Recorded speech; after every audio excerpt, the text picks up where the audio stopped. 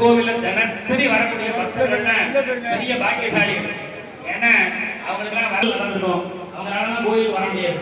ஆனா சுவாமி கோவிலை விட்டு வீதி வளம் எல்லாரும் சுவாமிகிட்ட அனுகிரகம் வாங்கிக்கலாம் அப்படிங்கிறதுக்காக தான் நமக்காக சுவாமி திருவிழா அப்படிங்கிறார்.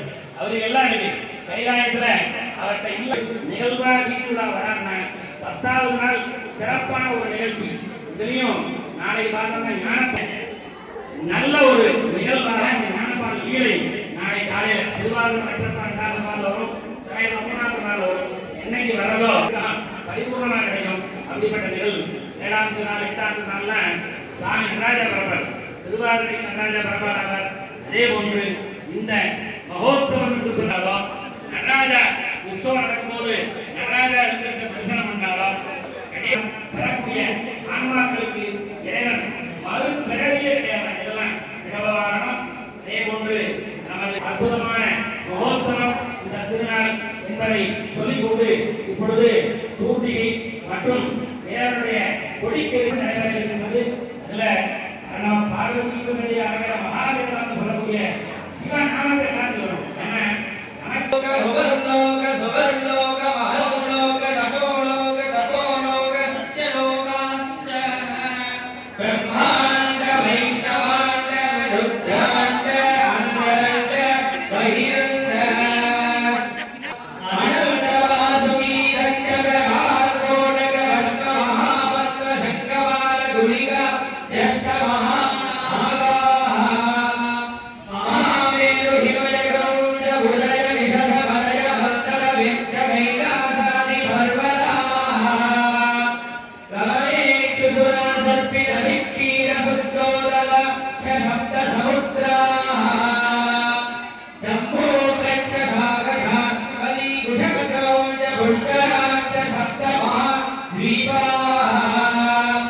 गंगा यमुना गोदावरी सरस्वती नर्मदा सिंधु